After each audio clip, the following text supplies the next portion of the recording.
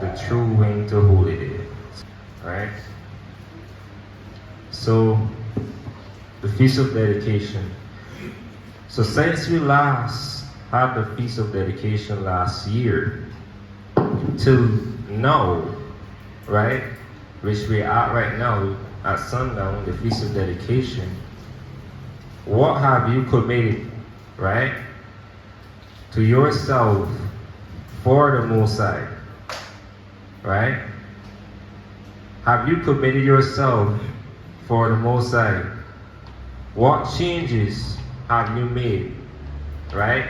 Knowing that your body is not yours, knowing that you've been bought with a price, knowing that your body, right, is His temple. What changes have you made? What commitment have you made with Him? What vow did you vow, which is a promise, have you made with Him? From the agreement you went down into the water until now. What is your commitment? What is your word? Right? So that's what we're going to be going into. But first, let's just touch on the history quick. Let's go to 1 Maccabees, chapter 1 and verse 1.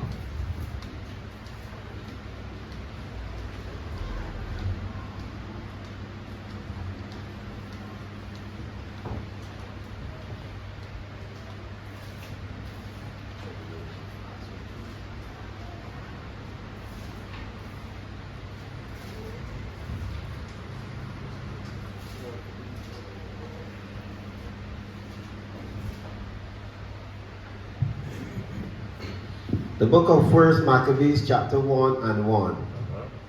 And it happened after that Alexander, son of Philip, the Macedonian, who came out of the land of Chittim, had smitten Darius, king of the Persians and Medes, that he reigned in his stead, the first over Greece. So we know that this is the third empire that reigned on the earth, the Greek Empire, right? Under Alexander, who they call Alexander the Great. Read. And made many wars, and once many strongholds, and slew the kings of the earth, and went through to the ends of the earth, and took spoils of many nations, insomuch that the earth was cracked before him. Whereupon he was exalted, and his heart was lifted up. So he got prideful. And this is how many kings was deified as gods, men that were deified as gods, because through conquering and putting that fear upon the people became subject unto them, right? So the men that were amongst them deified them when they died as a god, right? Come on. And he gathered a mighty strong host, and ruled over countries and nations and kings, who became tributaries unto him. And after these things he fell sick, and perceived that he should die. Wherefore he called his servants, such as were honorable, and had been brought up with him from his youth, and parted his kingdom among them, while he was yet alive. So as we know, these are the four generals. Read. So Alexander reigned 12 years, and then died. And his servants bare ruled every one in his place. And after his death, they all put crowns upon themselves. So did their sons after them, many years. And evils were multiplied in the earth.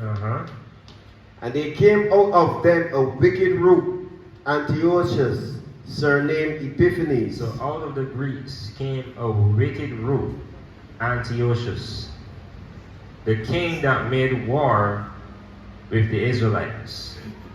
Right? Come on. Son of Antiochus, the king who had been an hostage at Rome.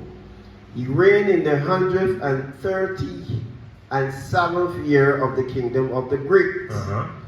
In those days went there out of Israel wicked men, who persuaded many, saying, Right, so there were always wicked people amongst Israel, and that never changed till this time. There will always be the wicked amongst us. And this is why the Most High say he's going to purge out the rebels in the wilderness. Right? So there will always be people who's going to make an agreement, conspire against their own people. With government, with the nations. Read. let us go and make a covenant with the heathen that are round about us. For since we departed from them, we have had much sorrow. We have had much sorrows, read. So this device pleased them well. Then certain of the people were so forward herein that they went to the king, who gave them license to do after the ordinances of the heathen. So you see that? The king gave them license, not the Most High. The king gave them license to do after the ordinance of the heathen. And that is against the Most High, right? Desecrating the Sabbath, disobedient to the law. The Most High never give us a license to sin. Let's get that. Let's get Sirach chapter 15, I think it's verse 20.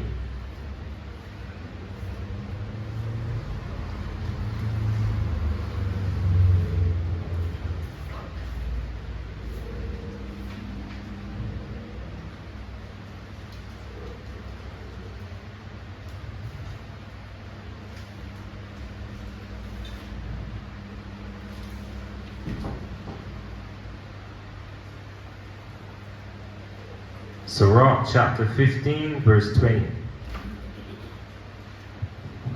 He hath commanded no man to do wickedly, neither hath he given any man license to sin. So the Most High didn't give any man a license to sin.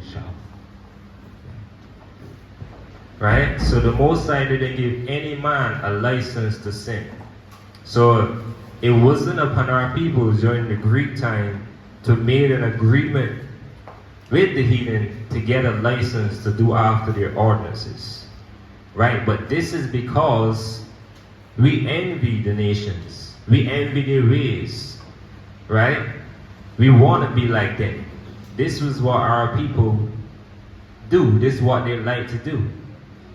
Right? Let's get another precept. Let's go to 2 Maccabees chapter 4. And let's read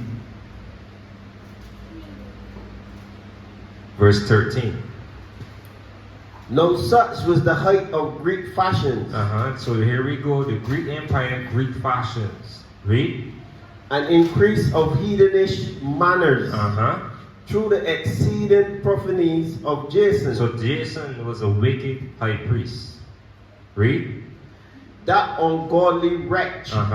And no high priest. But he was not called.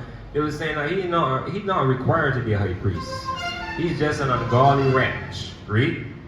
That the priest had no courage to serve anymore at the altar. So because of his influence, the priest had no more courage to serve at the altars. Read. But despising the temple and neglecting the sacrifices, hastened to be partakers of the unlawful allowance in the place of exercise. So this is how we learn their sports, their games, their places of exercise. And this is the same thing they do today. Just use us for entertainment. Read. After the game of discus. Discus is their game. That's not, the Most High didn't give us no game called discus. These are Greek fashions, customs. Read. Which call them forth. Not settled by the honors of their fathers. So we reject the honors of our forefathers and what?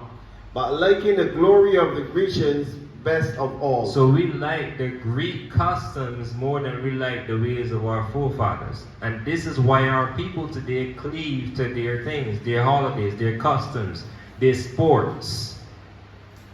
Right? We despise our own and cleave to others. So now let's drop that. Let's go back. Now let's get Jeremiah 10 verse 1 and 2. So as we just read in 1 Maccabees 1 verse 15, right?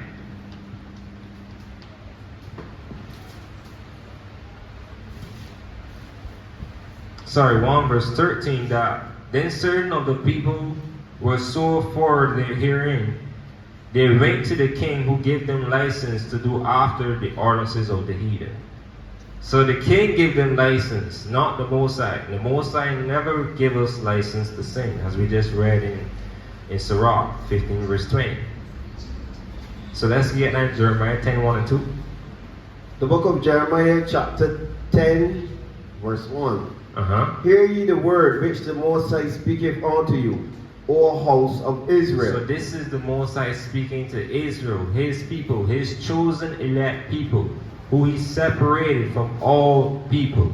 Read. Thus saith the Most High, learn not the way of the heathen. So we are not to learn their ways, their customs. We just read about the Greek fashions and customs that we cleave to. It says, learn not the way of the heathen. Come on. And be not dismayed at the signs of heaven. Don't be dismayed of the signs of heaven, the signs that you see in the sky. Right? Don't let that confuse you. Don't let it make you curious. Right? That's why people in that devil into science and lost in science. Can't get back out. You stuck your head in the sand. Read.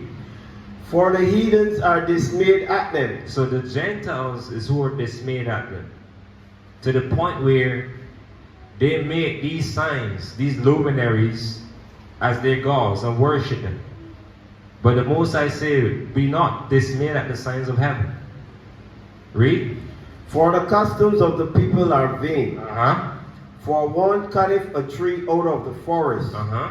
the work of the hands of the workman, with the axe. They deck it with silver and with gold. They fasten it with nails and with hammers, that it move not. So this is what the people are doing looking to do right now. You hearing it already, you walk around. How much for this tree? I heard it already for the morning.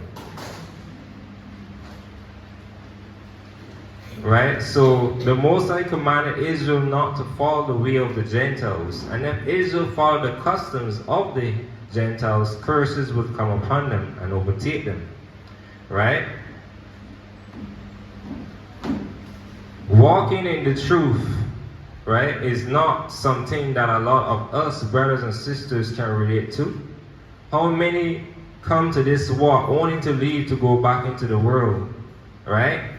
Behind such pressure.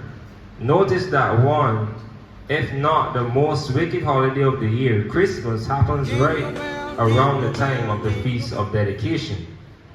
And let's not forget about the fall pagan holidays that lead right up to Christmas, such as Halloween, right? Also notice the high levels of depression, anxiety, and sorrow that come at this time.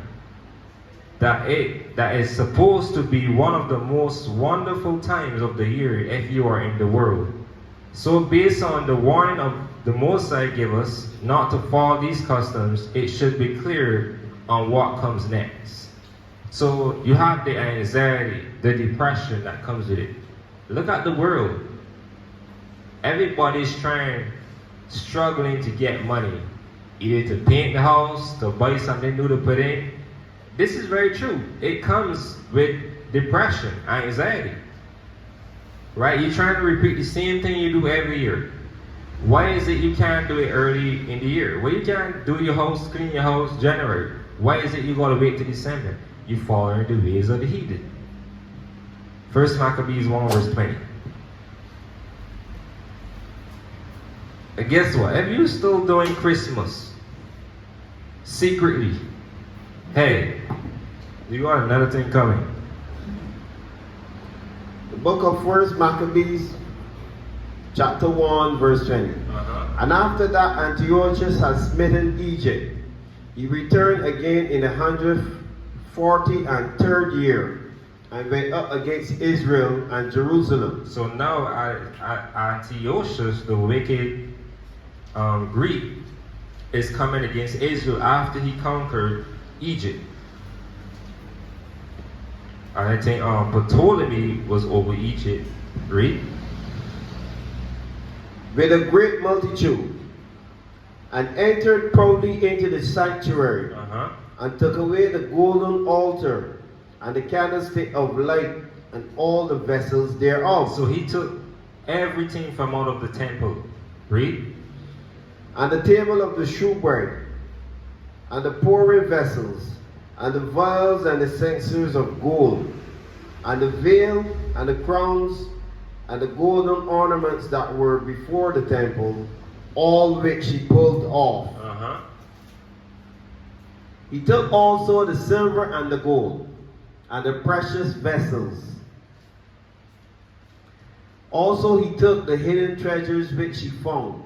And when he had taken all away, he went into his own land, having made a great massacre, and spoken very proudly. Right, so Antiochus was a very proudful man, had a high level spirit of pride, right? And the Most High gave him a great penalty for it, for that same pride. Read.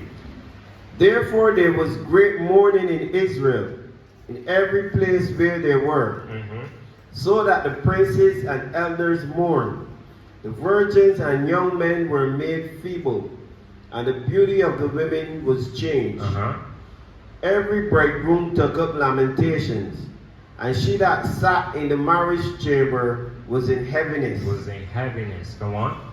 The land also was moved for the inhabitants thereof, and all the house of Jacob was covered with confusion. Israel was covered with confusion. Antiochus just did a massacre. Read. And after 2 years fully expired, the king sent his chief collector of tribute unto the cities of Judah. So when the kings conquered the lands, they sent out their chiefs and so on to collect tribute, pay taxes, right? Just like during the time of Christ, you had Herod who sent out his men to collect the tribute. Read. Who came unto Jerusalem with a great multitude, and spake peaceable words unto them, but all was deceit. Read. For when they had given credence, he fell suddenly upon the city, and smote it very sore, and destroyed much people of Israel. So what that sound like? When they shall say peace and safety, then sudden destruction cometh. So they speak peaceably, right, with God, but on the other hand, they have an agenda. Read. And when he had taken the spoils of the city, he set it on fire, and pulled down the houses and the walls thereof on every side. Come on. But the women and children took their captive, and possessed the cattle. Then builded they the city of David with a great and strong wall, and with mighty towers, and made it a stronghold for them. And they put therein a sinful nation, wicked men fortified themselves therein. They stored it also with armor and victuals. And when they had gathered together the spoils of Jerusalem, they laid them up there. Come on. And so they became a sore snare, for it was a place to lie in wait against the sanctuary, and an evil adversary to Israel. Come on. Thus they shed innocent blood on every side of the sanctuary, and defiled it. Insomuch that the inhabitants of Jerusalem fled because of them. Whereupon the city was made an habitation of strangers, and became strange to those that were born in her. So the land became strange to Israel, who was born in Jerusalem. Right? Read. And her own children left her. Her own children left her. Our people began to scatter. Read. Her sanctuary was laid waste like a wilderness. Her feasts were turned into mourning. Her Sabbaths into reproach. Right. This is the prophecy where it speaks of her feast shall be turned into mourning. Read. Her honor into contempt. As had been her glory, so was her dishonor increased, and her excellency was turned into mourning. Come on. Moreover, King Antiochus wrote to his whole kingdom that all should be one people, All should be one people, and everyone should leave his laws. So all the heathen agreed, according to the commandment of the king. right? So this is the same thing they're trying to get accomplished with the New World Order, right? One people. This is why they want to inject all the stuff into everybody. They want you as one people, right? Artificial intelligence, human 2.0. Come on. Yea, many also of the Israelites consented to his religion, So our people agree to the religion, read. and sacrificed unto idols, and profaned the Sabbath. Come on. For the king has sent letters by messengers unto Jerusalem and the cities of Judah, that they should follow the strange laws of the land, and forbid burnt offerings and sacrifice, and drink offerings in the temple, and that they should profane the Sabbaths and festival days. So our people start to obey man rather than God. Come on. And pollute the sanctuary and holy people, set up altars and groves and chapels of idols, and sacrifice swine's flesh. They did what? And sacrifice swine's flesh, Well, that's what's we're going to go down in a couple of weeks. Read. and unclean beasts, that they should also leave their children uncircumcised, and make their souls abominable with all manner of uncleanness and profanation, to the end they might forget the law and change all the ordinances. So with the influence of the heathen, right, and with the terror upon our people, changing the customs and all that, eventually it was to get our people to forget the law, which our people did, which eventually happened. We lose our identity, right? If you don't know where you're going or where you come from, how you going to know where you're going? Right? So they forget everything. Thank the Most High now that He has awakened us and we are remembering. Read. And whosoever would not do according to the commandment of the king, he said he should die. He should die. Come on. In the selfsame manner wrote he to his whole kingdom, and appointed overseers over all the people, commanded the cities of Judah to sacrifice, city by city. Then many of the people were gathered unto them, to wit, everyone that forsook the law. And so they committed evils in the land. So all of our people who forsook the Most High law cleave to the Greeks. Right? Come on. And drove the Israelites into secret places. So our people who weren't down with the Greeks began to scatter into different areas, the caves and so on. Right? Come on. Even wheresoever they could fly for succor. Now the 15th day of the month Caslu, in the 145th year, they set up the abomination of desolation upon the altar. Upon the altar. And builded idol altars throughout the cities of Judah. On every side. On every side. And burned incense at the doors of their houses and in the streets. And when they had rent in pieces the books of the law. The books of the law. So the Greeks rent in pieces the books of the law. These are what we call the so-called Europeans. So how can they write the book of the law or the Bible if they're the ones who would tear it up? It doesn't make any sense. Right? So now let's drop that.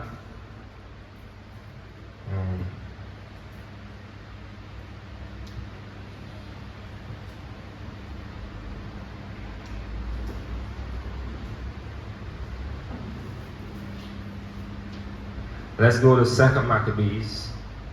Sorry, 1st Maccabees chapter 2, verse 1. The book of 1st Maccabees chapter 2, verse 1. Come on. In those days arose Mattathias, the So son. now, this is when after a set of our people was destroyed, right? Who still agreed to circumcise their children to keep the Sabbath and so on. So Mattathias, right, rose up. The priest, right? In those days arose Mattathias, the son of John, the son of Simeon, a priest of the sons of Jorim from Jerusalem, and dwelt in Modin. And he had 5 sons, Jonathan called Cadiz, Simon called Tassi, Judas who was called Maccabeus, Eleazar called Uran, and Jonathan whose surname was Apphus. And when he saw the blasphemies that were committed in Judah and Jerusalem, he said, "Woe is me! Wherefore was I born to see this misery of my people?" Right, the blasphemies were our people sacrificing to idols. Come on. And of the holy city, and to dwell there, when it was delivered into the hand of the enemy, and the sanctuary into the hand of strangers. Her temple is become as a man without glory. So our temple became a man without glory. Right? They profaned the temple. Right? So we have to compare that temple to our temple today, which is our body. The same way how that temple was profaned and was not accepted by the Most High, it had to be cleansed, it had to be purified. It's the same way your temple should be for Him to dwell in it. Right? This is the way we have to show a commitment to the Most High, a dedication. Come on. And there's many things we have to dedicate, not only just the temple. Right? Read. There's many things we are to be dedicated to. Read. Her glorious vessels are carried away into captivity. Her infants are slain in the streets, her young men with the sword of the enemy. What nation have not had part in her kingdom, and gotten of her spoils? So when you read Psalms 83, all nations conspired. The Arabs had us captive. A lot of nations had us captive. Right? They take part of the glory. Right? So when Edom took us down, all the nations that were conspiring had a part of it. They're still taking a part of it. Right? Read. All her ornaments are taken away. Of a free woman she is become a bondslave. And behold, our sanctuary, even our beauty, and our glory is laid waste, and the Gentiles have profaned it. To what end therefore shall we live any longer? Then Mattathias and his sons rent their clothes, and put on sackcloth, and mourn very sore. So the priests began to mourn very sore. So the commentary reads, this was a very shameful and sorrowful time for Israel to see the chosen heritage of the Most High be relegated to a heritage with no glory and made abominable. To have everything that you have known and possessed be taken from you and given to your enemies was very grievous to the righteous men and women of Israel. But we see a righteous root with Mattathias and his sons that would begin to fight for Israel to restore the covenant with the Most High that had been broken. Read on. Verse 15. In the meantime, while the king's officers, such as compelled the people to revolt, came into the city Modin to make them sacrifice. So now he's coming where Mattathias and his sons are, right? To force them to sacrifice, right? But these brothers don't bow to men. They fight the good fight of faith. They cleave to the Most High. They were very committed and dedicated to the Most High. This is where we should be drawing the pages from, all of their books. The examples that they set for us to be how we should be in these times. Where we will meet challenges. Where we will be put to tests. The same way how they were for the Most High, we are to be in this time. Read. And when many of Israel came unto them, Mattathias also and his sons came together. Then answered the king's officers and said to Mattathias on this wise, Thou art a ruler and an honorable man and great man in this city, and strengthened with sons and brethren. Now therefore come thou first and fulfill the king's commandment. So remember the last year what I said. Why do they want the elders do it first? So the elders will follow. Right, so the others will follow, because why? The elders supposed to set the example. Right, the people look for the example of the old or the elderly. Right? Read. Verse 18 again. Now therefore come first and fulfill the king's commandment, like as all the heathen have done. Yea, and the men of Judah also, and such as remain at Jerusalem.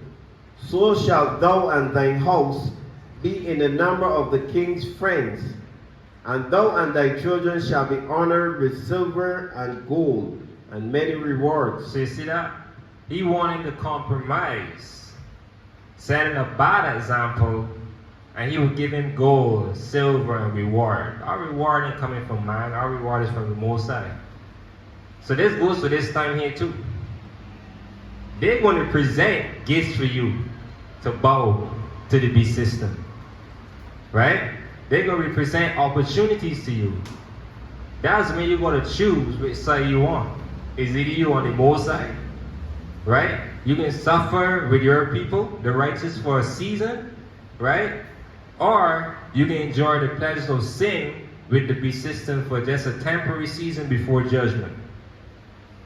Read. Then Mattathias answered and spake with a loud voice, though all the nations that are under the king's dominion obey him, and fall away every one from the religion of their fathers, and give consent to his commandments, yet will I and my sons and my brethren walk in the covenant of our fathers. See how he stand up against the king? We're not following the king. We're not bowing to the king. All the rest, the Gentiles agree. Yes, some of the Israelites agree. Right? They took part of the king's conspiracy, sacrificing swines and all abominations. But Mattathias and his sons choose the Most High. This is a father, an elderly man, standing up for the Most High. He's standing for his family also. The same way you gotta stand for your family. Me and my family not doing this. Even though other people bowing down to you, ain't not bowing to you. Right? So we gotta stand on the Most High side regardless of adversity. What comes with it. And even the persecution that comes with it. We gotta stand on the Most High side. Because there's a reward at the end. You could get a reward from the king, but there's a better reward from the Most High when you stand on his side. Right? But the king's side is very dangerous. You get your reward, your silver, your gold, and your gifts, and in the end of it, you get judgment from the Most High also. Or you get the Most High's reward and an everlasting kingdom. Eternal life. Read on. 1 Maccabees chapter 2, verse 21. God forbid that we should forsake the law and the ordinances. We will not hearken to the king's words, to go from our religion, either on the right hand or the left. So you see that? We not going to the right nor to the left. We standing on the straight and narrow path. This is what a lot of people like to do today. Right? They're unstable. Wavering all over the place to the left and the right. But our people back then wasn't doing that. Read. 23. Now when he had left speaking these words, there came one of the Jews in the sight of all. Here goes a novice. In the sight of all his people, one of the Jews that was very stubborn. Right? Where he got his reward after. Read. To sacrifice on the altar, which was at Modin, according to the king's commandment. Come on. Which then when Mattathias saw, he was inflamed with zeal, and his reins trembled. Neither could he forbear to show his anger according to judgment. Wherefore he ran and slew him upon the altar. So he became the same sacrifice.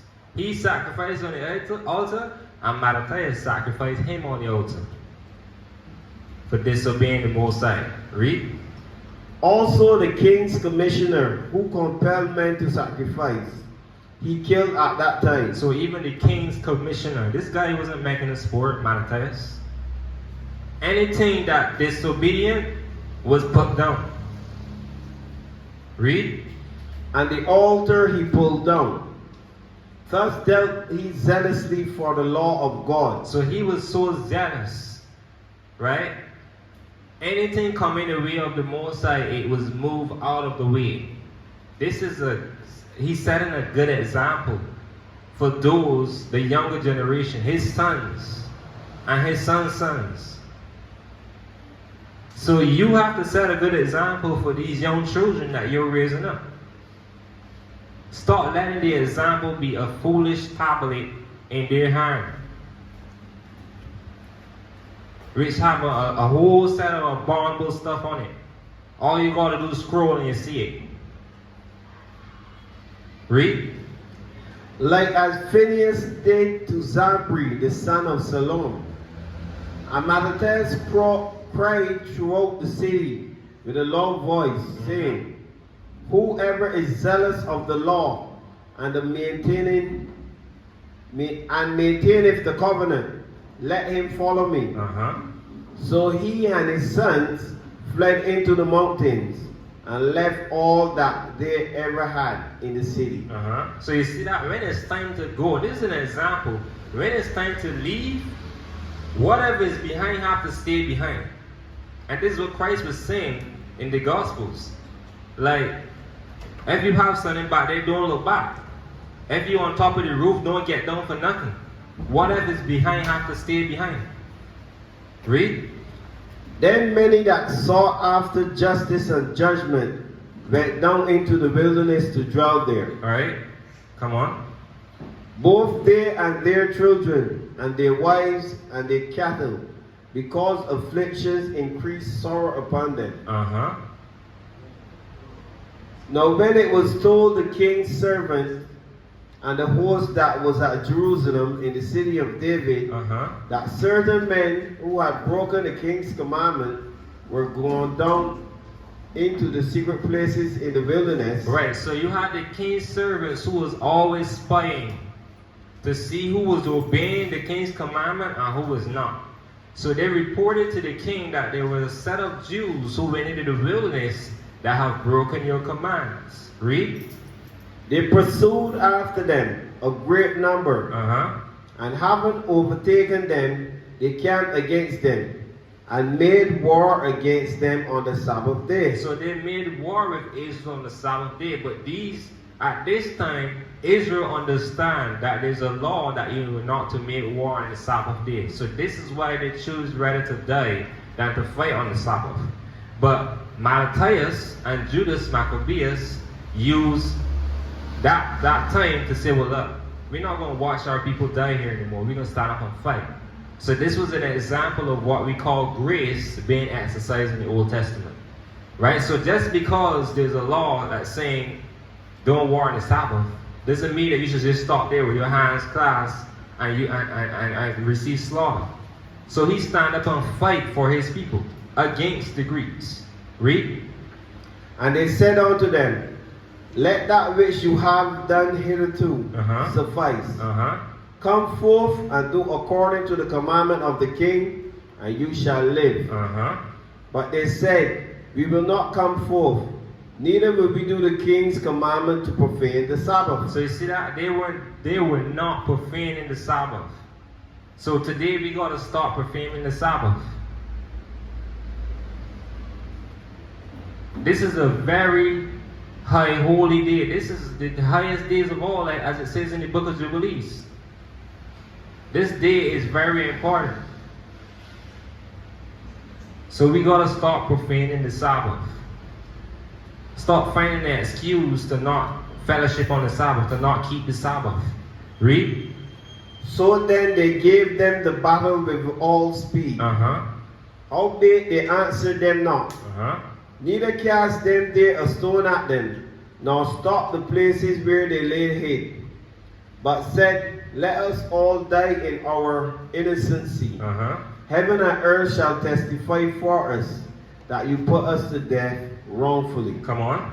So they rose up against them a battle on the Sabbath, and they slew them with their wives and children. So and they all kept- those who were in the wilderness were slew with their wives and children. They chose rather to die than to profane the Sabbath. They respected and honored the Most High Sabbath. Are we doing that today? Read. and their cattle to the number of 1,000 people. Come on. Now when Mattathias and his friends understood thereof, they mourned for them right sore. Uh-huh.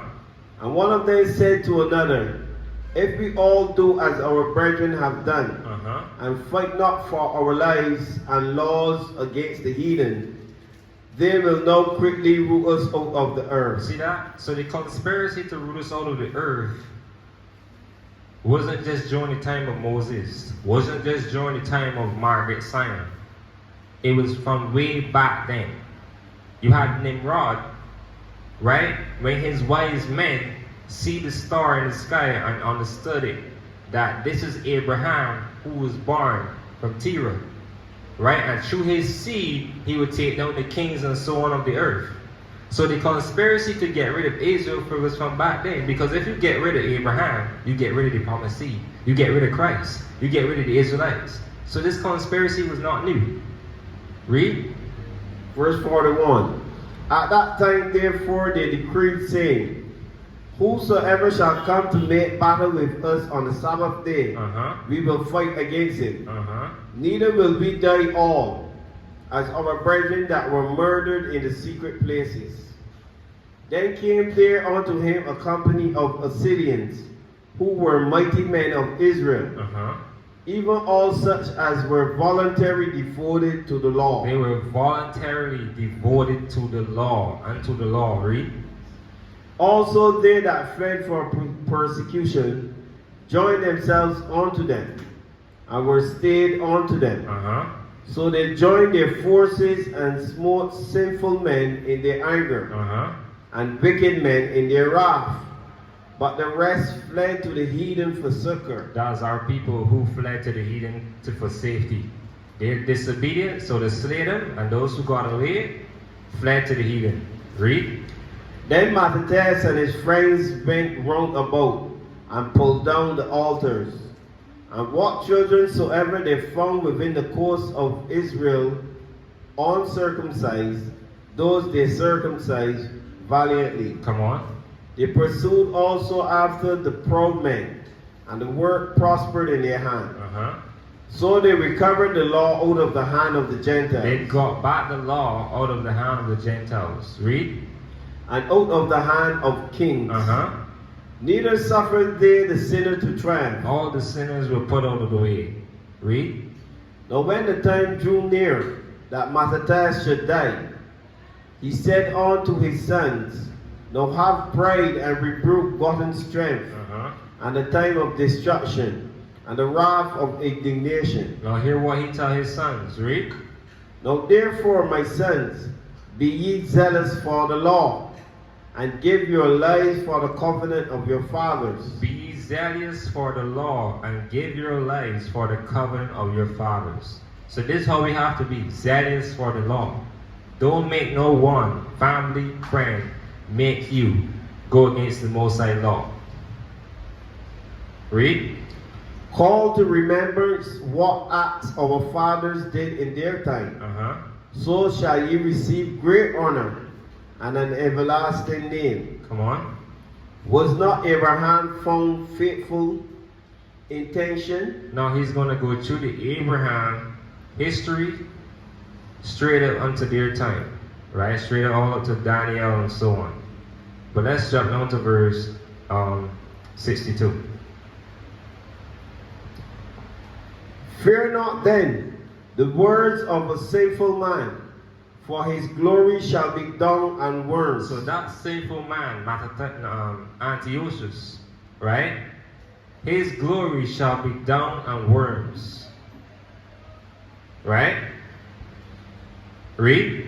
Today he shall be lifted up, and tomorrow he shall not be found, because he is returned into his dust, and his thought is come to nothing. All the thoughts that these nations have against us will eventually come to nothing. Yes, they're conspiring. We may not hear. We may, a few may get out of the circle. You have whistleblowers, and this is how we get to know certain stuff and prepare, right? But their conspiracies is going to come to nothing. The Mosai is going to fight for his people. So you see what's going to happen to this sinful man? His glory shall be dust, shall be dung and worms. This is the judgment of the Mosai. Let's get that in Sirach chapter 7, verse 17. It said dung and worms, but it's also not only dung and worms. Sirach chapter 7, verse 17.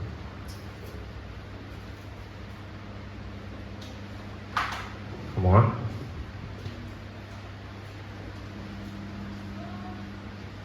(17) Yeah. For he hath given me certain knowledge. That's Sirach chapter 7.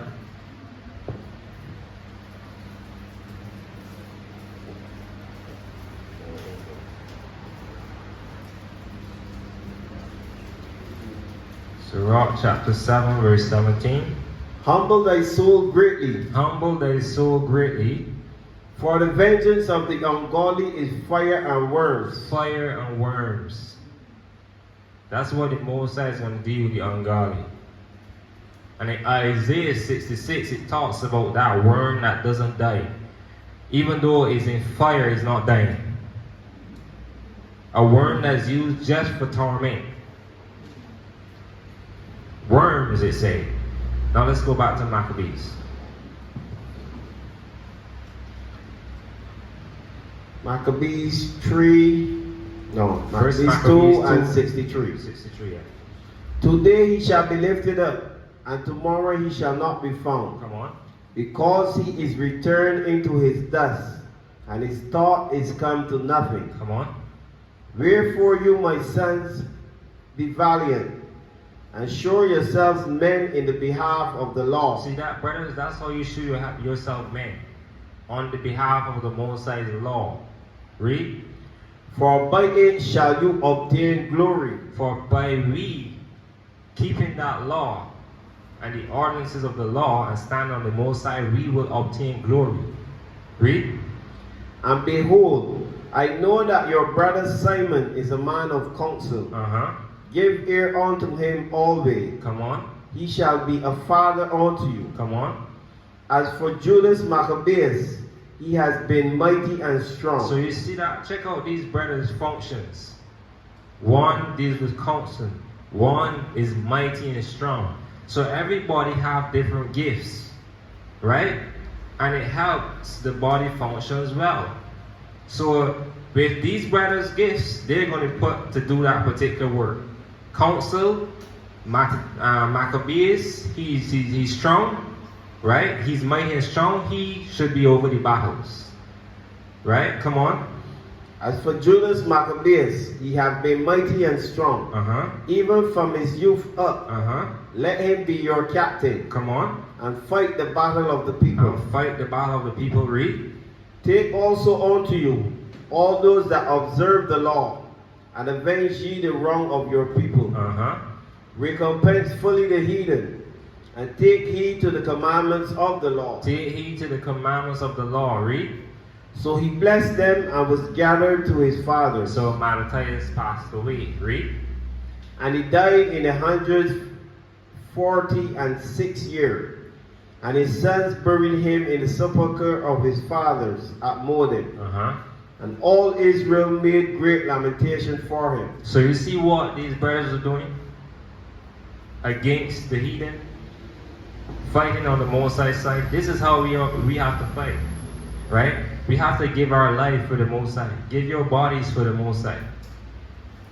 Let's get that in Romans 12 verse 1.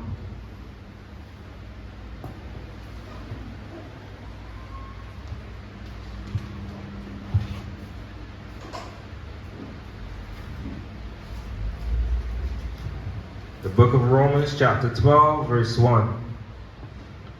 I beseech you, therefore, brethren, by the mercies of the Most High, that you present your bodies a living You sacrifice. see that? We have to present our bodies a living sacrifice.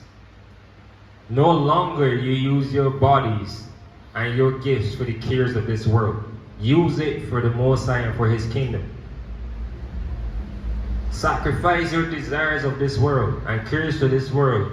Put it towards the Most High and His kingdom. Put it towards the work of Christ. Present your body as a living sacrifice, right? Holy, read.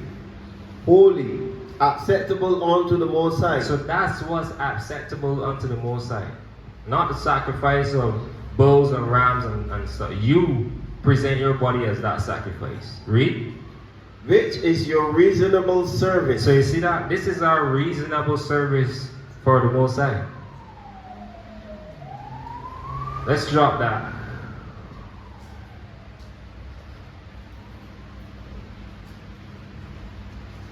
So we gotta remember these patriarchs. How the Most High never forsook them. Right? Now all of these things happened to Israel. The persecution, the adversity, right? The destruction, all of it was for a specific reason. For breaking the covenant, for breaking the commandments. So first hold that, and let's go to 2nd Maccabees.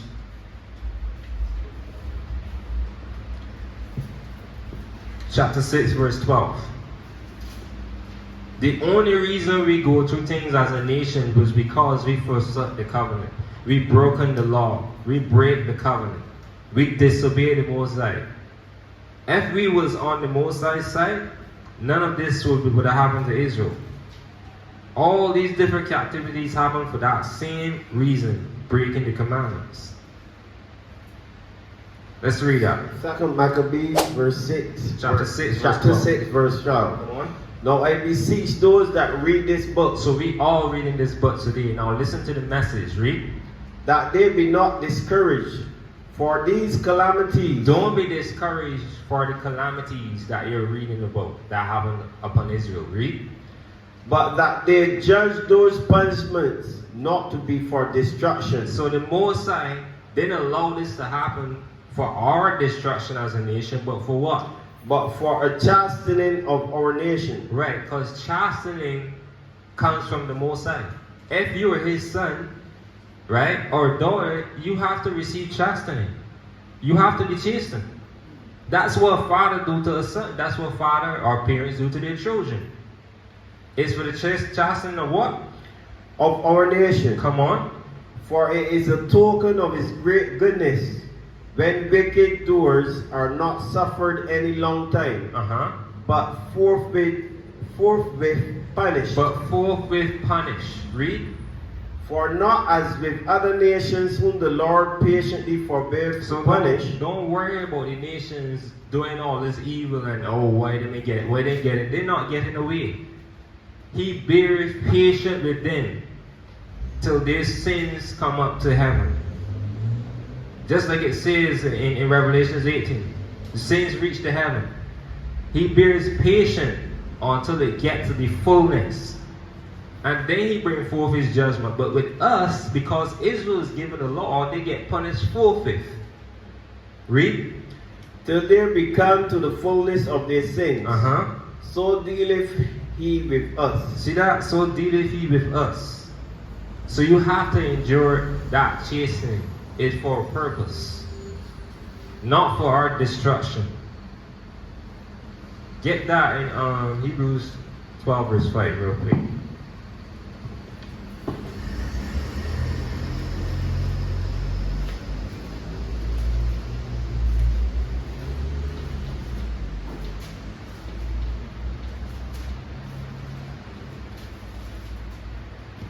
Come on. The book of Hebrews, chapter 12, verse 5. And ye have forgotten the exhortation which speaketh unto you as unto children.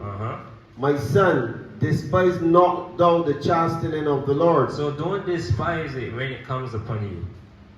Look at yourself. What am I doing against the Most High that allowed me to receive this chastening? That's what you should ask yourself. We quit to despise the correction, but why are you not despising when you do wrong? You're supposed to hate the evil and love the good. Come on. Nor faint when thou art rebuked of him. For whom the Lord loveth, he chasteneth. So if the Most High didn't love you, I mean, do what you feel like doing. But because he loves you, he's going to chasten you. If you love your children, are you going to just sit back there and let it do as they like? Read. And scourgeth every son whom he receiveth. So he receive you, you receive that calling, you come to repentance, you're going to be scourged. Read. If ye endure chastening, God dealeth with you as with sons. For what son is he whom the Father chasteneth not? What son is he whom the Most High chasteneth not? So if you get chastised, the Most High deal with you as his sons. Keep that in mind. Right? Let's go back to Maccabees, chapter 4, verse 1.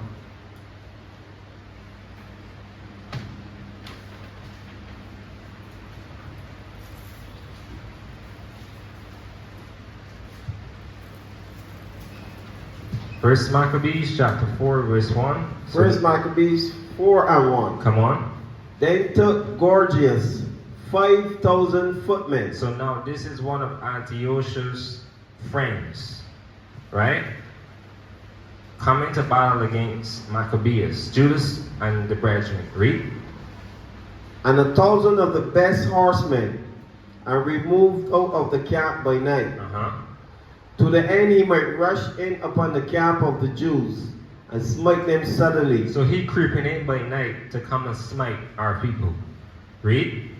And the men of the fortress were his guides. Now when Judas heard thereof, he himself removed. So you see that it's okay to move yourself to battle for next day.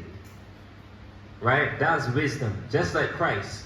When the Jews was coming to slew him, it was not his time yet. He moved himself out of the way for another time. Right? So you gotta know when, where, and how. Just because it's a battle today doesn't mean you have to fight today. Right? Read. And the valiant men with him, that he might smite the king's army, which was at Emmaus. While as yet the forces were dispersed from the camp, in the mean season came Gorgias by night into the camp of Judas. And when he found no man there, he sought them in the mountains. So you see that? He ain't find nobody there.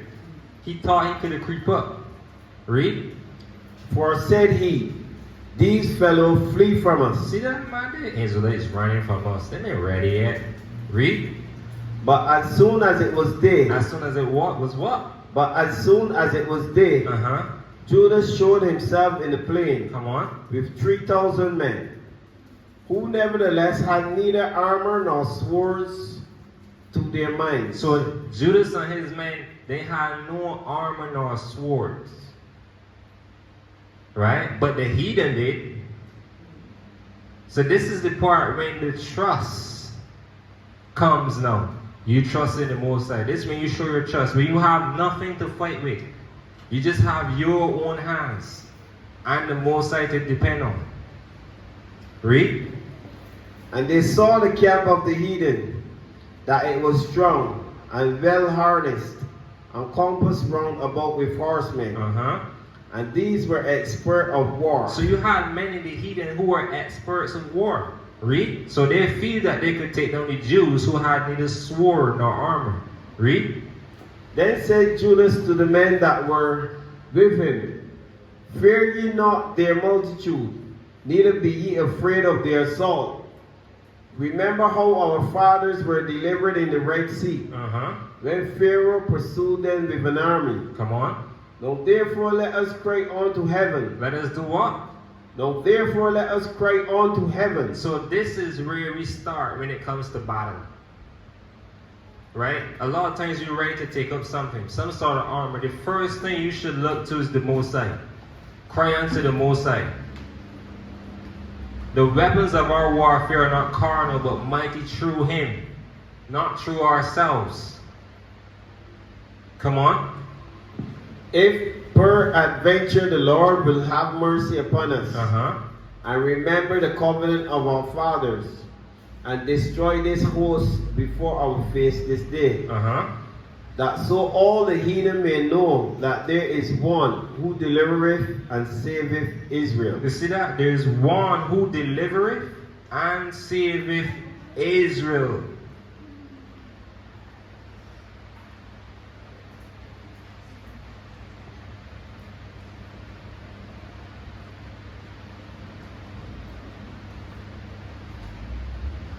Read on.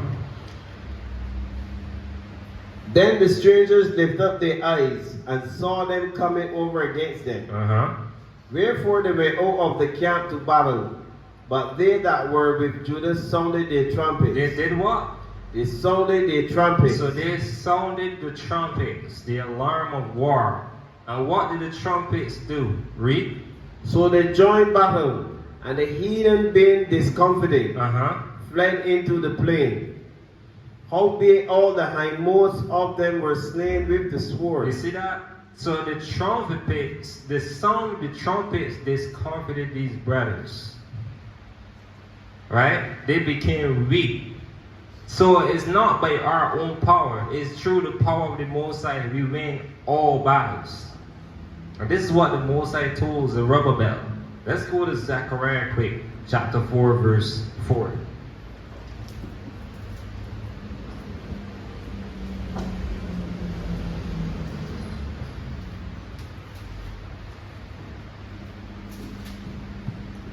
Book of Zechariah chapter 4 and 4. So I answered and spake to the angel and that talked with me, Come on. saying, What are these, my Lord? Then the angel that talked with me answered and said unto me, Knowest thou not what these be? And I said, No, my Lord. Then he answered and spake unto me, saying, This is the word of the Lord unto Zerubbabel. This is the word of the Lord unto Zerubbabel. Come on. Saying, Not by might. Not by what? Not by might. Nor by power. Nor by power. But by my spirit, saith the Lord of hosts. By the Most High Spirit. Not by our might, nor by our own power.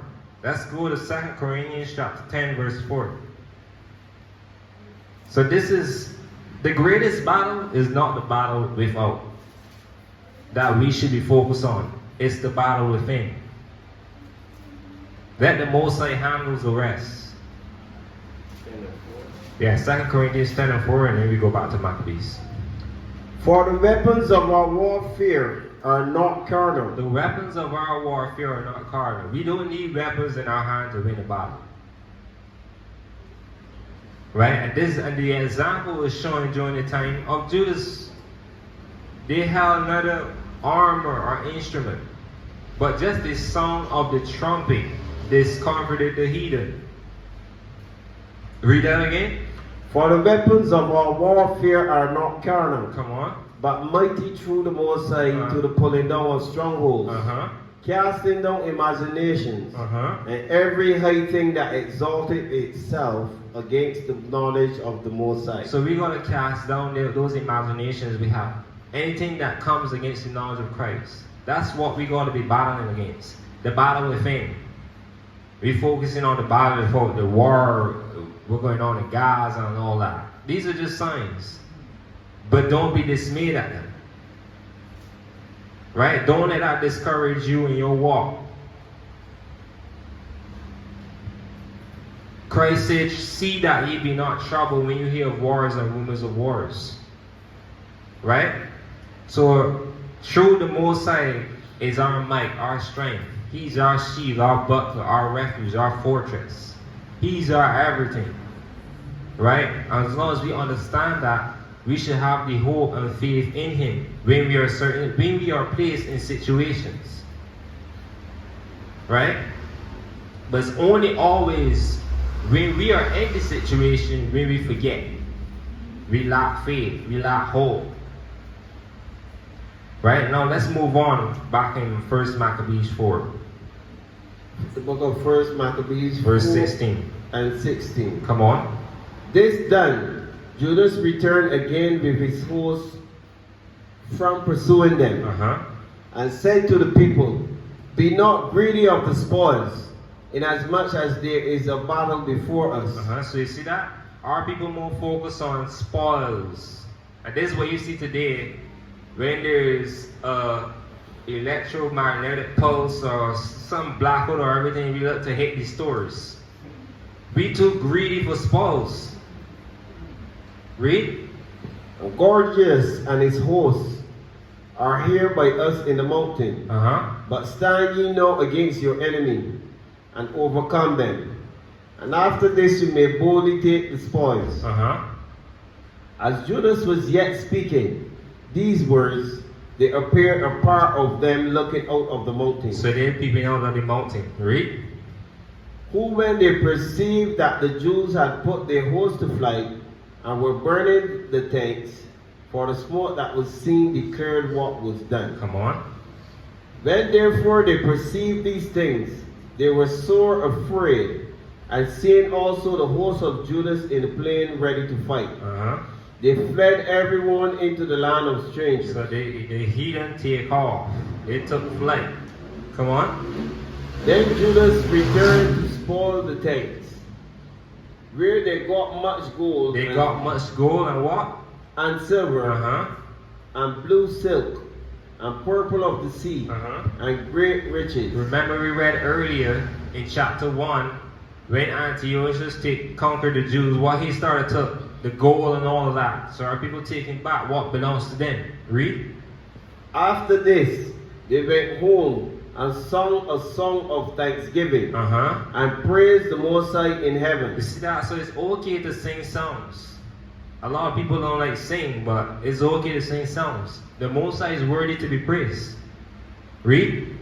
Because it is good, because His mercy endureth forever.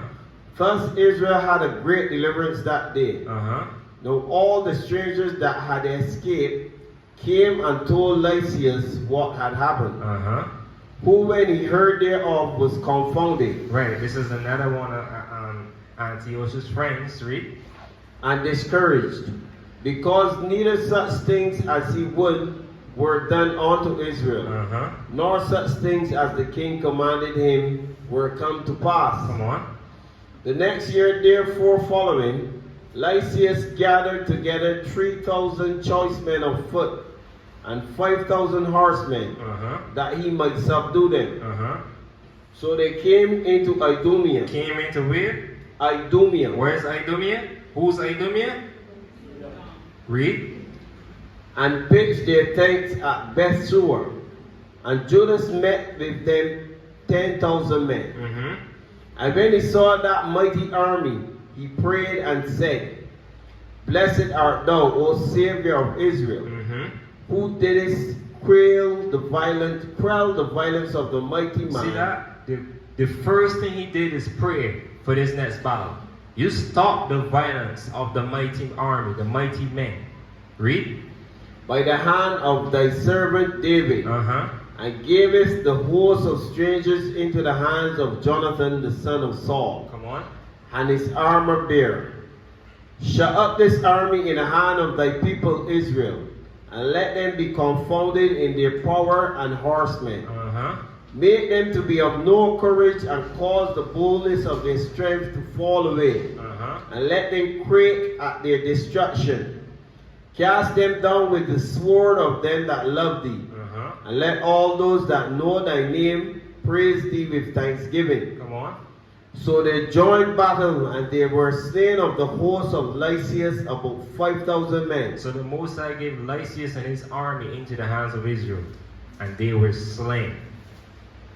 Prayer, brothers and sisters, is before everything.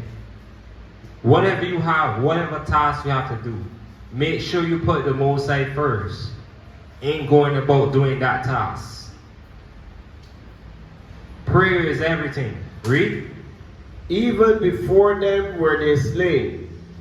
Now when Lysias saw his army put to flight, and the manliness of Judas' soldiers, and how they were ready either to live or die valiantly, he went into Antiochia, and gathered together a company of strangers, and having made his army greater than it was, He may now gone to Antiochia to make his army greater than it was. After seeing the first time he come, he get slaughtered, his men get slaughtered, he going to get a greater army from the heathen. Read.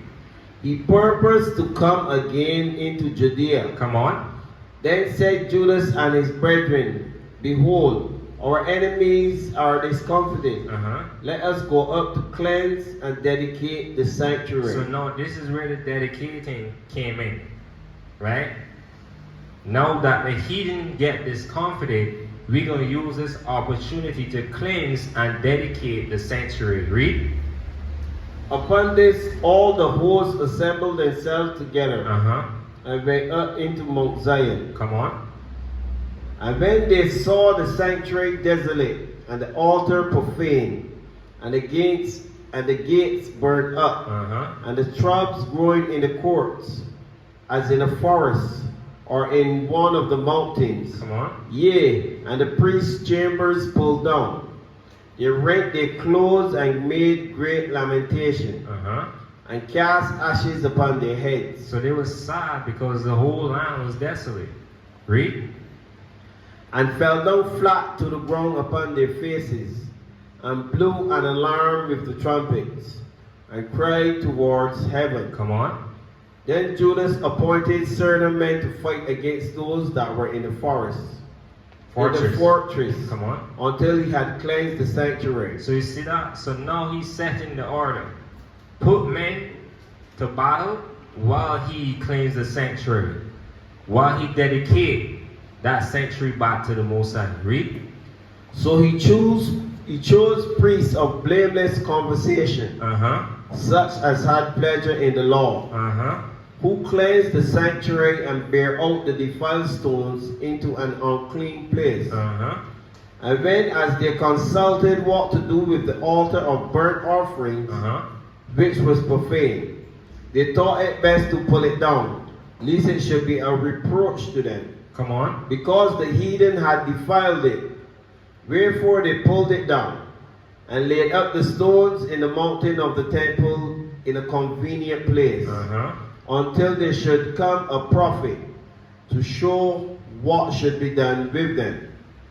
Then they took whole stones according to the law, and built a new altar according to the former. Right, so they built a new altar. They changed everything new within the temple. Totally cleansing everything. This is how we, now that, if I can get to that part, read on. And made up the sanctuary and the things that were within the temple. Come on. And hallowed the courts. They made also new holy vessels. And into the temple they brought the candlestick, and the altar of burnt offerings, and of incense, and the table. And upon the altar they burnt incense, and the lamps that were upon the candlesticks they lighted, Come on. that they might give light into the temple. Furthermore, they set loaves upon the table, and spread out the veils, and finished all the works which they had begun to make. Now on the 25th day of the 9th month, which is called the month Caslu, in the 148th year, they arose up betimes in the morning, and offered sacrifice according to the law upon the new altar of burnt offering, which they had made. Look at what time and what day the heathen had profaned it. Even in that was it dedicated with songs and cisterns and harps and cymbals. It was dedicated with songs, cisterns, and harps and cymbals. Read. Then all the people fell upon their faces, worshiping and praising the Most High of heaven, who had given them good success. Come on. And so they kept the dedication of the altar 8 days, and offered burnt offerings with gladness. So you see that? Our people kept the dedication 8 days. Right? And offered burnt offerings with gladness, and sacrificed the sacrifice of deliverance and praise. Read on. And sacrificed the sacrifice of deliverance and praise. They decked also the forefront of the temple with crowns of gold, and with shields, and the gates and the chambers they renewed, and hanged doors upon them.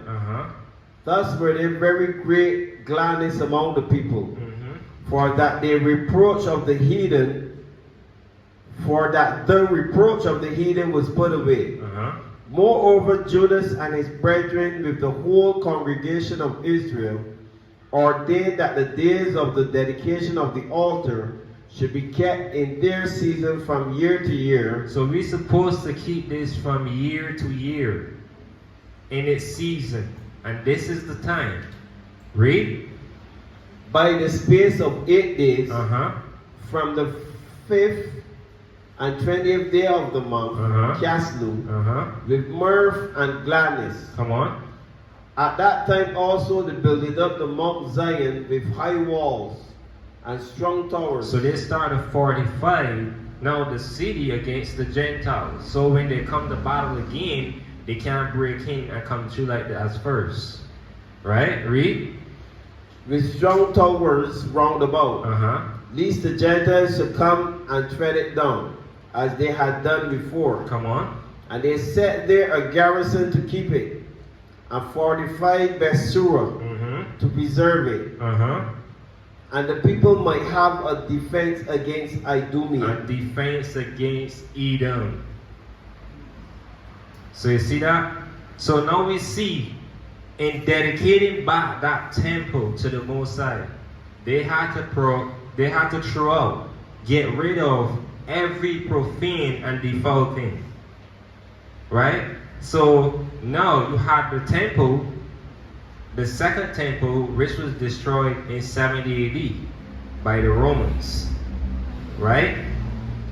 Now, the Most High doesn't dwell in temples made with hands. Let's get that in the book of Acts, chapter 7.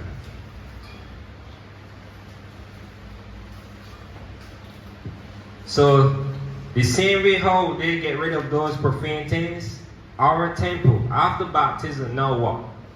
We are baptized, right? We come out of that water, a new creature in Christ. Now what? What's the next step? Right? You have to become Christ-like. Don't let that old man come back up. Don't return to your vomit. You have to renew the new man day by day. Right? It takes time to get rid of habits, strongholds, certain sins. Right? So with your temple, being that you are brought with a price, you have to glorify the Most High in that temple, which is your body. That is not your own no more. It's not your own. You were bought with a price through Christ's blood. So the Most High can't dwell in your temple if it's defiled, if it's subject to sin, if it's filled with impurities. So we have to cleanse our temples daily. We have to check it. Right? This is where self-examination comes in. Read that. Acts 7, I can start with 46. Yeah.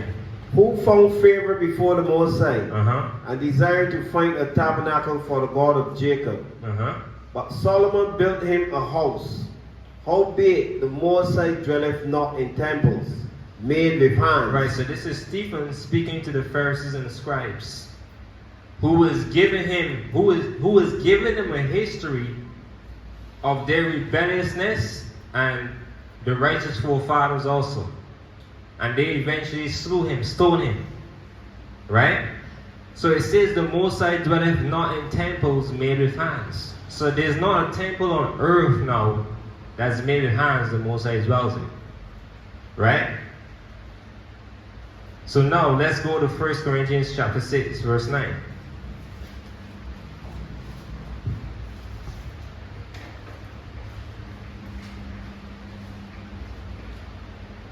The book of 1 Corinthians chapter 6 and 9. Know ye not that the unrighteous shall not inherit the kingdom of God? Sorry, verse 19. Sorry. 1 Corinthians 6, 19. 1 Corinthians chapter 6 and 19. What? Know ye not that your body is the temple of the Holy Spirit? So our bodies is the temple of the Ruach. Remember, she can't dwell in a defiled body. A body that is subject to sin, like it says in Wisdom of Solomon 1 and 5. Right? So it says, know ye not that your body is a temple of the Holy Spirit. Read. Which is in you, which ye have of the Most High. So we have the Holy Spirit as a promise of the Most High, from the Most High. Read. And ye are not your own. So you are not your own no more. Why? Read. For ye are bought with a price. You are bought with a price through Yashayah's blood. So your temple is supposed to be pure, undefiled, just like how Yashayah is. So these are things that we should be looking at. As the years go by and we celebrate this feast of dedication, this memorial, remembering these days, keeping these feasts for 8 days, right? So as these 8 days, not only just the 8 days you're supposed to keep your temple pure, you should be keeping it from day to day. Pure, cleansed, undefiled. The Most High doesn't want a defiled temple to dwell in. Read. And in your spirit, which are the Most High. Which are the Most High's? Read. Now concerning the things. Wait, read verse 20 again. For ye are bought with a price. Therefore glorifying God in your body. So we're supposed to glorify the Most High in this body. That body you have, which is His temple, which His temple and the Holy Ruach dwells in. When you defile it, they remove themselves. Now you open game for the adversary to be used as a vessel for unrighteousness and sin and wickedness. Let's drop that. Let's go to 1 Corinthians chapter 3, verse 16. 1 Corinthians 3 and 16. Come on. Know ye not that ye are the temple of the Most High, and that the Spirit of the Most High dwelleth in you? So the Spirit of the Most High dwelleth in us. Read. If any man defile the temple of the Most High, Come on. him shall the Most High destroy. So remember, just like we just read in 1 Maccabees chapter 4, they had to get rid of those defiled things in the temple, or they will be punished for it. It's the same way how we supposed to get rid of whatever is defiled in our body, which the Most High temple dwelling, or you will be destroyed. Read. For the temple of the Most High is holy. So we suppose the same way how Judas and the priests put back holy new vessels in the temple, you being born again after baptism, you should be keeping that body holy, pure, undefiled. This is what the Most High wants. The same way how He wanted that temple to be pure with new and holy vessels, your temple is supposed to be so also. Clean. Read. Which temple ye are. Which temple ye are. Let's go to Romans 6, verse 12.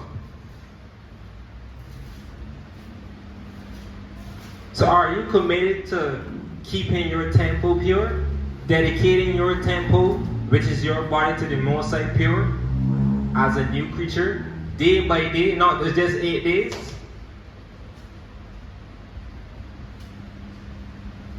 Or are you committed to sin? Are you dedicated to the devil through sin? Read. Romans 6 and 12. Come on. Let not sin therefore reign in your mortal body. So, as our bodies is the Most High temple, we're not supposed to let sin reign in that temple that He's dwelling in. Read. That ye obey in it the lust thereof. Come on. Neither yield ye your members as instruments of unrighteousness unto sin. Come on. But yield yourselves unto the Most High, as those that are alive from the dead, and your members as instruments of righteousness unto God. Because when we were once without Christ, we're dead. But you come into Christ, you baptize, you cleanse yourselves, you're alive through Him. Come on. For sin shall not have dominion over you. Uh-huh. For ye are not under the law, but under grace. Uh-huh. What then? Shall we sin because we are not under the law, Uh-huh. but under grace? God forbid. Means no. Read. Know ye not that to whom ye yield yourselves servants to obey, His servants ye are to whom ye obey. So if you yield yourselves as servants of sin, remember that you're obeying the adversary. You're obeying the unrighteousness. You're obeying the lust. Remember, He poured upon the fruit, the poison of His wickedness, which is lust. So you obeying that lust. You obeying what our father and mother obeyed when they were in the garden, which caused the fall.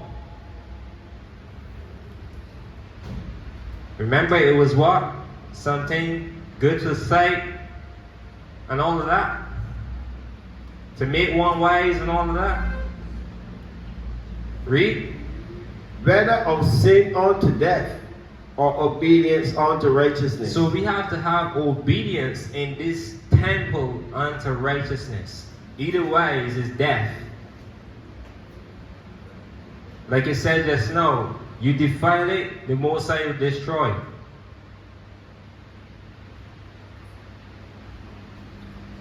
Read on. But the Most High be thanked, that ye were the servants of sin. So when we were in the world, we were once the servants of sin. We had pleasure in it. We love sin. Sin is sweet in the world. It feels good. Right? But when the punishment comes, oh why this? Why this happened to me? You totally forget what you was doing, right? Against the Most High. That's when the chastening of the Most High comes. Read. But ye have obeyed from the heart that form of doctrine which was delivered you. So this is what we have to do. Straight to the end. Obey that farm. That, you hear it say? Listen to the language. That farm. This is a particular farm. This is not any farm of doctrine. So there's a certain form of doctrine that was delivered. Right? To the disciples, to the apostles. That they taught the churches. That's what we have to follow. Not nothing else. So we gotta clean the itching ears and get rid of that itch. We just want to hear everything that sounds good.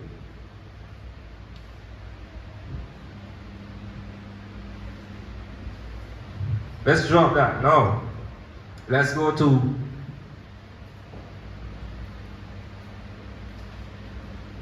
1 Corinthians chapter 5 verse 6. One second.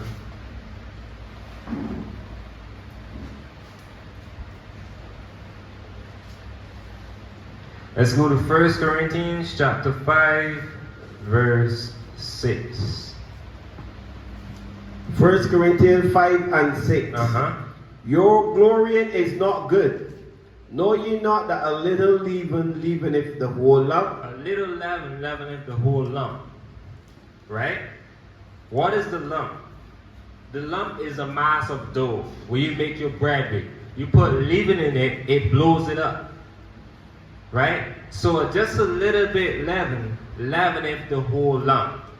Now that's in the context of a baker dealing with bread. But in the context of the scriptures, leaven is sin. So a little sin defiles the whole body.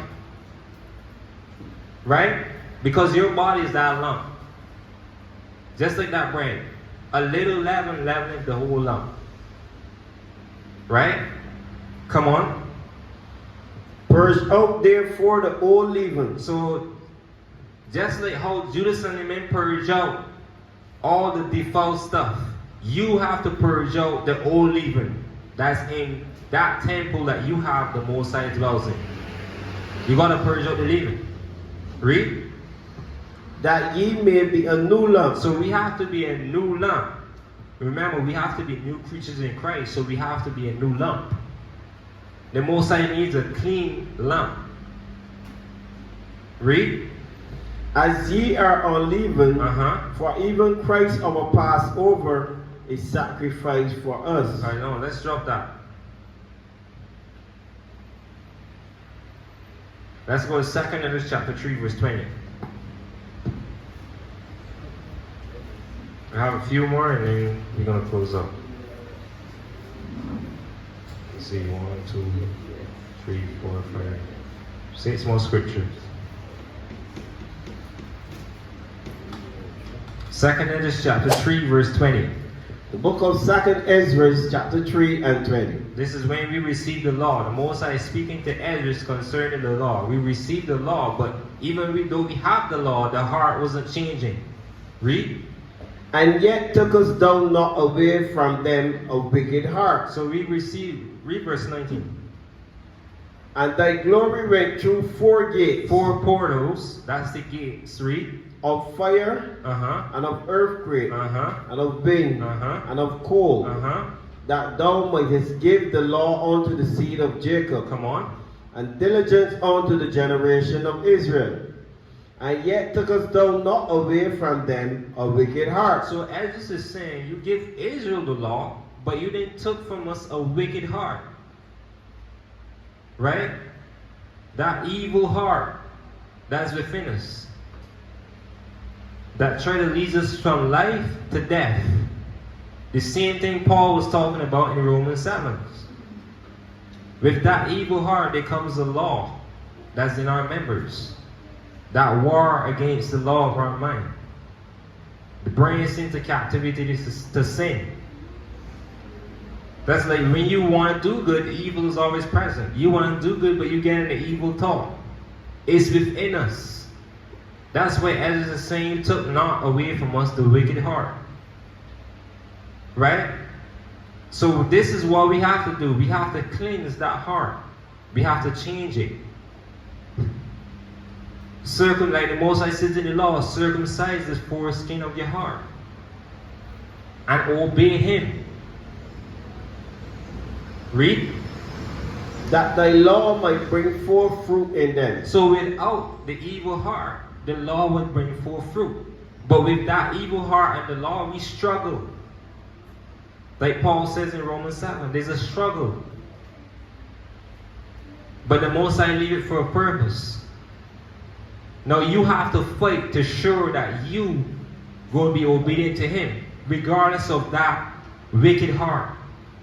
You're going to do what's right with the law, even though your conscience is telling you to do wrong. You choosing a side. So this is where choice, boys, when it comes down to choice. You choose a side. You either my law and do what's right, or you choose sin. That's in your members.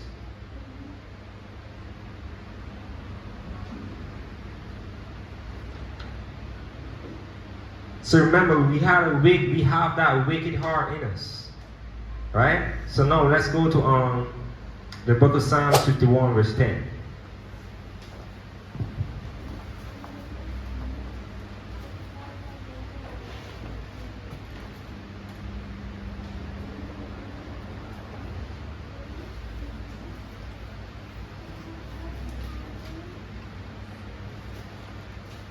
The book of Psalms, chapter 51, verse 10. Come on. Create in me a clean heart. See that? So we have to ask the Most High, pray to the Most High and ask Him to create in us a clean heart. Read. O Most High, Uh-huh. and renew a right spirit within me. So that's what that's the kind of temple the Most High wants us to dwell in. One who has a clean heart and a right spirit. That's that contrite spirit in the book of Isaiah. That's what the Most High wants to dwell in. Let's drop that. Let's go to 2 Corinthians chapter 4, verse 16. So this is the next thing you have to dedicate yourself to. Not just 8 days. I know the lesson might seem lengthy, but we started late. Right? So don't get weary. I know a lot of people tend to get weary when the word is long. Hey, you spend more time in the world dealing with foolishness than dealing with what the Most High tell you to do. We have no excuses back out there in the world when it comes to parties from night till morning and all that. But when it comes to the Most High, we only want to spend a little 5 minutes of hearing the word, or a little 2 hours. Right? It's just 3 hours, you're getting weary. That is the same spirit Israel had. The same spirit Israel had at the mount when Moses just went up for a short space of time. They began to get weary and did what? Foolishness. So let's read that. 2 Corinthians 4 and 16. For which cause we faint not, but though our outward man perish. Though our outward man perish, which is true baptism. You read Romans chapter 6. Our outward man perish. We die in Christ. We die, we baptize into his death. That old man dies. You put in that old man to death through baptism. So though our outward man perish, read. Yet the inward man is renewed day by day. So we have to constantly renew the inward man day by day. This is what you should be dedicating yourself to. This is what you should be committed to. Dedicating is you devote it to a task.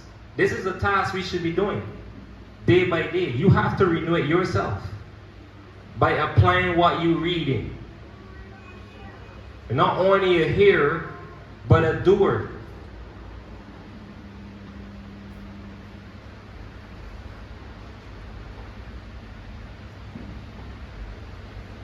Colossians 3 verse 5.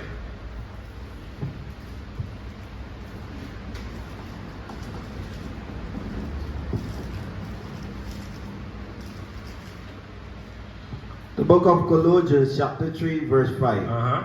Mortify therefore your members which are upon earth. Another task that we're supposed to do. It says to mortify your members that are upon earth. Right? All of us have done something here on this list. Right? And probably maybe still struggling. Right? These are things to dedicate yourself to. Putting off. So that the Most High can have a good and clean, pure temple. Read. Fornication. Uncleanness. Inordinate affection. Inordinate affection, come on. Evil concupiscence. Sexual desires, read. And covetousness.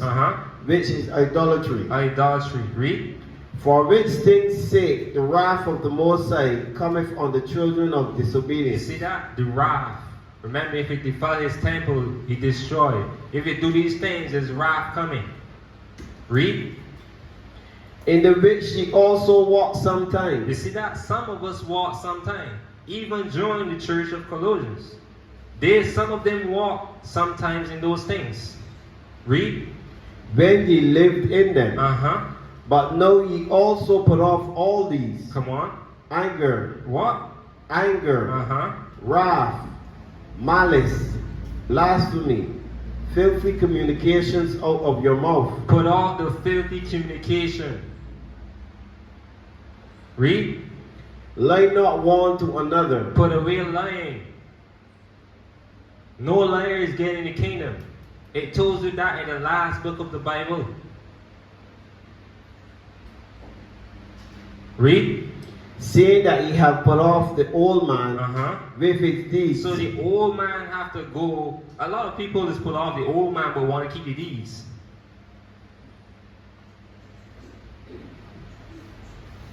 It says to put off the old man with his deeds. You can't have a new man with old deeds. This is what we have to dedicate ourselves to doing, so that the Most High temple could be clean. Remember, it's not the old temple that temple is already destroyed. Christ already prophesied that it was going to destroy the disciples. It happened. Now, our bodies is his temple to dwell in. Read. And put on the new man, which is renewed in knowledge, after the image of him that created him. Put on the new man. What else we have to be dedicated to? Let's go to Hebrews chapter 6, verse 10.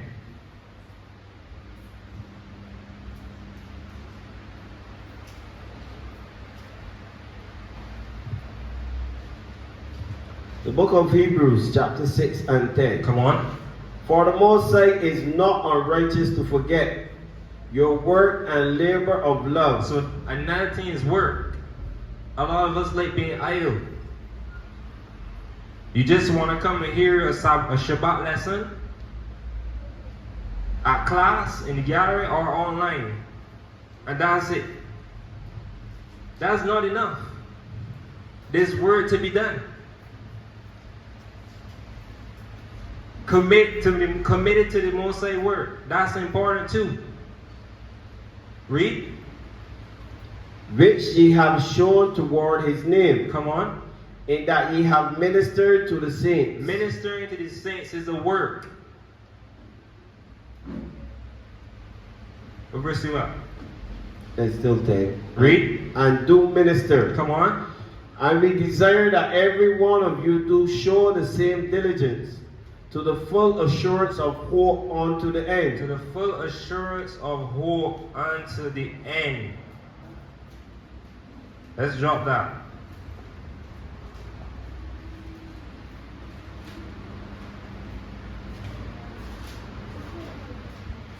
Last two scriptures.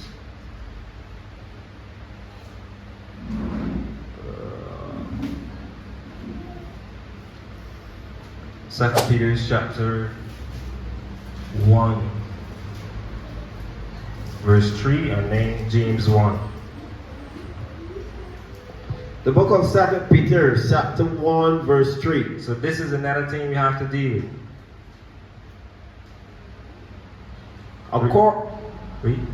According as his divine power hath given us unto all things that pertain unto life and godliness, through the knowledge of him that hath called us to glory and virtue. Come on. Whereby are given unto us exceeding great and precious promises. So they're given to us exceeding great and precious promises. But you have to endure to the end to receive those promises. Read. That by these ye might be partakers of the divine nature, having escaped the corruption that is in the world through lust. And besides this, giving all diligence, add to your faith virtue. So we have to give all diligence, brothers and sisters, all diligence. Add to your faith, read, virtue. And to virtue, knowledge. And to knowledge, temperance. So whatever the Most High has given you, you have to add to it. Don't sit idle on it. So there's things to be done. There's work within yourself that have to be done and work without. So these are different tasks you have to be dedicated to. You have to be committed to. Read. And to knowledge, temperance. Uh-huh. And to temperance, patience. And to patience, godliness. Uh-huh. And to godliness, brotherly kindness. And to brotherly kindness, charity. Uh-huh. For if these things be in you and abound, they make you that ye shall neither be barren nor unfruitful in the knowledge of our Lord Yashayah Christ. Uh-huh. But he that lacketh these is blind. And if you lack any of those listed, you're blind. Read. And cannot see afar off. Come on. And have forgotten that he was purged from his old sins. Uh-huh. Wherefore the rather, brethren, Give diligence to make your calling and election You sure. have to make your calling and election sure. Yes, you're called, right? But you have to make that election sure. It says many are called, but few are chosen. Just because you are called doesn't mean you're chosen. Make your calling and election sure. Many people was called, and they're not here today. They're gone. They return back to their vomit. So these is very key important things that we have to do. It says to make your calling and election sure. That's a work. That's something you have to do. You can't sit down and expect it to happen.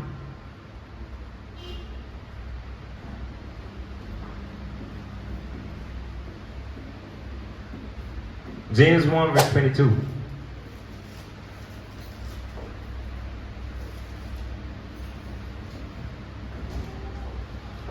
The book of James, chapter 1, verse 22. Come on. But be ye doers of the word, It says, be ye doers of the word. and not hearers only. You see that? So we have a lot of hearers, but we don't have a lot of doers. There are hardly a few hearers, because a lot of people don't relate to hear the word out. Read. Deceiving your own selves. Uh-huh. For if any be a hearer of the word, If any be a what? a hearer of the word, So many is hearers, but what? and not a doer, Many is hearers, but not doers. You just like to listen to a lesson. Tune into the elders. Listen. That's not a work.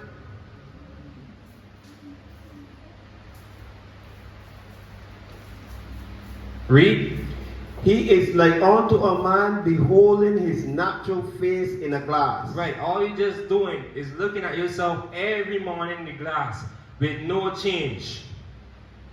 The same old you. I mean, Israel, how long we going to be this way? And you got some people that just would not change. I mean, seen it many times. No matter how much scriptures come out, no matter how much lessons come out, they still remain the same old you. And it's like, what have to happen for, what you need to change? It can't be the word, because they ain't helping. But only those who are diligent and be a doer of the word is going to change. There's only a few. That's what it says is in Isaiah chapter 10 verse 20. Is only going to be a remnant, because a lot of people are so stiff-necked and stubborn. Would not change. But only when the wrath comes, then will you will remember all that you hear. Like it says in 2 Peter 7. You can remember all that you hear. But then it's going to be too late. Read on.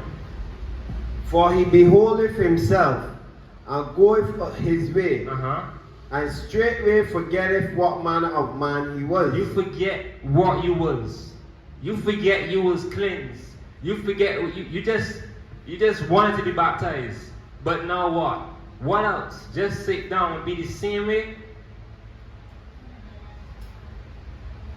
People think that this baptism is going to get them somewhere. That's just the start of the race.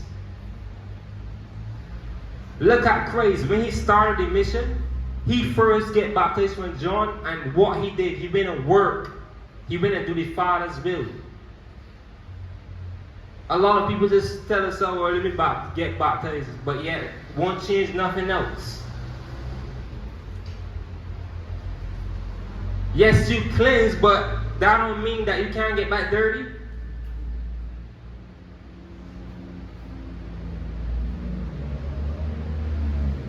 Man.